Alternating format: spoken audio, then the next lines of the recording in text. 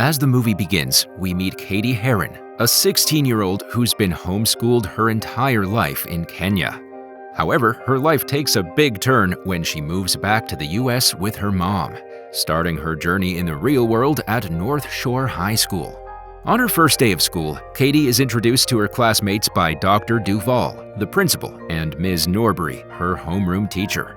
Throughout her classes, she meets a range of quirky teachers, but she finds it hard to connect with any of the students around her. During lunchtime, Cady wanders the dining hall in search of a place to sit, but the other students don't let her join them. So she hides in the restroom to eat her meal alone.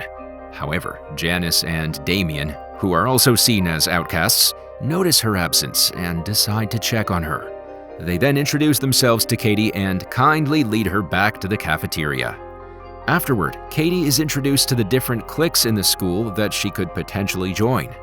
Damien provides a rundown of the various student groups, including the jocks, the band freaks, the classic burnouts, the brainy grade grubbers, and the theater mess. Suddenly, her attention is drawn to another group, the Plastics. Named for their shiny yet fake appearance, Janice introduces each member of the Plastics. There's the emotionally vulnerable gossiper, Gretchen Wieners, followed by the bubbly but not particularly sharp Karen Shetty. Lastly, there's Regina George, the leader of the Plastics and the ultimate queen bee of the school. Janice and Damien warn Cady to steer clear of the Plastics because of their manipulative tendencies. However, she ends up catching the attention of the queen bee, and soon enough, she's invited to join their table. During their conversation, Regina compliments her appearance, while Karen shares her quirky goal of avoiding touching a tiger. Shortly after, a student named Jason approaches and makes a disrespectful comment toward Cady, leading Regina to humiliate him in front of the entire cafeteria. Surprisingly, she then invites Cady to join them for lunch throughout the week. When Cady shares this news with Janice and Damien, they warn her about Regina's manipulative nature. However, they also recognize it as an opportunity to gather information on the Plastics. So they convince Cady to sit with the Plastics and report back everything she sees and hears. In math class, Cady's attention is drawn to an attractive boy named Aaron Samuels when he turns around to talk to her. After their brief interaction, she finds herself having a crush on him. Later, Karen asks Cady if she's noticed any cute guys, and she mentions Aaron. Gretchen then warns her that Aaron is off limits because he's Regina's ex-boyfriend. Soon after, Kevin from math class invites Cady to join the Mathletes. However, Gretchen disapproves, worried that participating in such nerdy competitions could harm their social status. When Cady shares these new updates with Janice and Damien, they advise her to be careful about falling into Regina's traps. Despite her growing attraction to Aaron, Janice and Damien also urge Cady to stay away from him to avoid getting on Regina's bad side. Following this, Cady and the Plastics make their way over to Regina's house. While hanging out in her room, Regina's mom brings out the Burn Book, a scrapbook from their middle school days. As they flip through its pages, Cady discovers numerous photos of students from their school, each accompanied by cruel gossip and vicious insults. Among the entries, Cady finds a picture of Janice and Damien, with Janice labeled as Pyro Les. Encouraged by her new friends, Cady adds the comment that Damien is too gay to function under his picture in the Burn Book. Regina then reveals that she and Janice used to be friends back in middle school. However, their friendship crumbled when Janice apparently developed an unhealthy obsession with Regina and set her backpack on fire out of jealousy over her first boyfriend. The next day, Cady confides in Janice and Damien about the Burn Book, but she lies when Janice asks if their names are also included. Later, Aaron invites Cady to a Halloween party, and she excitedly accepts. Regina then becomes curious about who invited her to the party and texts Gretchen for some info. In a panicked state, she reveals about Cady's crush on Aaron and that he invited her. Upon learning this, Regina approaches her and offers to talk to Aaron on her behalf. But instead of helping Cady, Regina manipulates the situation and ends up kissing Aaron right in front of her. Feeling betrayed, Cady returns to Janice and Damien and recounts the events of the party. As they console her, she brings up the incident where Janice supposedly set fire to Regina's backpack out of jealousy. However, Damien sets the record straight and reveals the true story. In middle school, Janice came out to Regina by getting matching plushies with pride pins. After a game of spin the bottle at a party, Regina kissed her and then publicly humiliated her by falsely claiming Janice was obsessed with her. To make matters worse, she mocked her with the matching plushie doll by calling it Sissy Les, which was short for obsessed lesbian. Enraged, Janice set the doll on fire, unintentionally causing Regina's backpack to catch fire as well. This led to her expulsion for the rest of the year. Now, with all three of them sharing the same hatred toward Regina, they unite to help Cady get back at her. Their revenge scheme kicks off with Janice activating the sprinklers to ruin Regina's makeup during her Homecoming Queen award ceremony.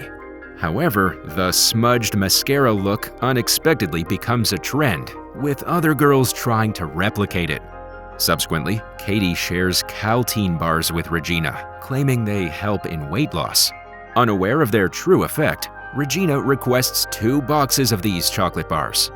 Besides this, Janice and Damien devise a plan to turn Gretchen and Karen against Regina.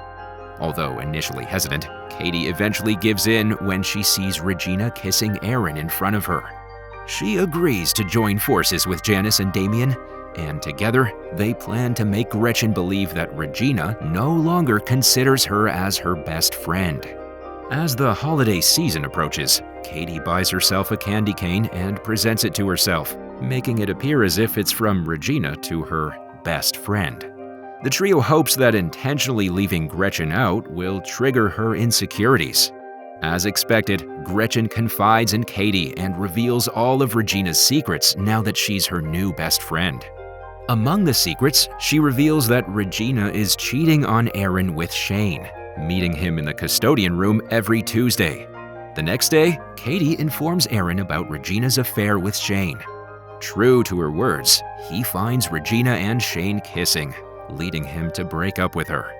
Later, Cady tries to approach Aaron to discuss the situation, but he declines her invitation and leaves the class. At the Christmas event, Cady joins the Plastics for their annual dance performance. They proceed with their dance routine, but it takes a disastrous turn when Regina unexpectedly falls. The once boring annual performance becomes a source of amusement for the school as students laugh at the queen bee's mishap. The incident also goes viral on TikTok, with people creating memes and mocking Regina, while Cady gains popularity for her simplicity. After achieving their goal, Janice and Damien invite Cady to finally join them for lunch. Surprisingly, she insists on having one final meal with the Plastics. A few days later, Regina approaches the lunch table wearing sweatpants because of her recent weight gain. However, Gretchen and Karen refuse to let her sit with them, stating their rule against dressing in such a manner. During the school announcements, the nominees for Spring Fling King and Queen are revealed, which include Gretchen, Karen, Regina, Aaron, Shane, and Cady. Following this, Janice invites Cady for her upcoming art show, but she declines due to her plans with her mom. Later, Gretchen suggests they throw a party if her mom isn't around. Eventually, Cady agrees to the party after realizing the opportunity to invite Aaron. Cady then fabricates a lie to her mom about attending Janice's art show and secures the house to herself. With the help of Gretchen and Karen, Cady throws a house party and invites Aaron. At the party, things spiral out of control as other students get drunk and trash the house. Cady also ends up getting very drunk and frantically searches for Aaron before finding him in her bedroom. Elsewhere, Regina is seen working out and eating the remaining Caltine bars. It's only then that her mom notices and reveals that the bars are meant to make her gain weight. In the meantime, Cady opens up to Aaron and confesses that she isn't actually bad at math. She reveals that she pretended to be just to spend more time with him. In her drunken state, Cady admits that she avoided talking to Aaron at first because she felt he belonged to Regina, which infuriates Aaron. He becomes turned off by her behavior and compares Cady to Regina before abruptly leaving. Soon after, Cady rushes outside to search for Aaron, but comes across Janice and Damien instead. They get into a heated argument about Cady missing the art show, lying, and for behaving like Regina. In a moment of frustration, she lashes out and accuses Janice of being obsessed with her, much like Regina's past accusations. This deeply hurts Janice, who storms off after leaving Cady with her winning art piece, a drawing of the three of them. Meanwhile, Regina adds her own photo to the burn book, cruelly labeling herself as a fugly cow. Then she leaves the book in the school hallway for everyone to find. As expected, the students swarm around the book, taking pictures of its contents and sharing them on social media. The viral contents of the burn book sparks a massive brawl among the girls throughout the high school. Regina then retrieves the book and acts innocent as she presents it to the principal. She goes on to suggest that the only three people not mentioned in the book, Gretchen, Karen, and Cady, could be behind it. Subsequently, Principal Duval gathers all the girls in the auditorium to address the turmoil caused by the burn book. He then tasks Ms. Norbury, who has been falsely accused of being a drug dealer in the burn book, to resolve the matter. Ms. Norbury then initiates an exercise by requesting everyone to close their eyes and raise their hands if they've ever experienced someone speaking negatively about them behind their back. As they open their eyes, they realize that every student has raised their hand, highlighting the prevalent nature of gossip and rumors. Continuing the exercise, Ms. Norbury then asks everyone to close their eyes again and raise their hands if they've ever spoken negatively about a friend behind their back. As expected, every hand in the room goes up, revealing that everyone is capable of participating in such hurtful behavior. With this, Ms. Norbury encourages the girls to come forward and ask for forgiveness for the hurtful things they've said about their friends. The session concludes with a symbolic act of trust, a trust fall. During this session, Janice bravely steps forward and confesses everything that she and Cady had done to hurt Regina in front of the entire assembly. She then reflects on her past and acknowledges that on both occasions, she surrounded herself with friends who showed similar toxic dynamics. Finally, Janice concludes her apology by admitting that it's more of an apology to herself for not knowing better. As the truth comes out, tensions escalate between Cady and Regina.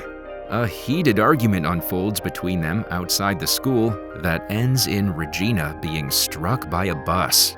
Rumors quickly spread throughout the school, with some alleging that Cady pushed her in front of the bus.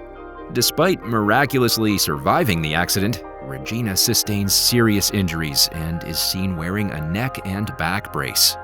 The following day, Ms. Norbury is wrongfully arrested after being falsely accused of being involved in drug dealing.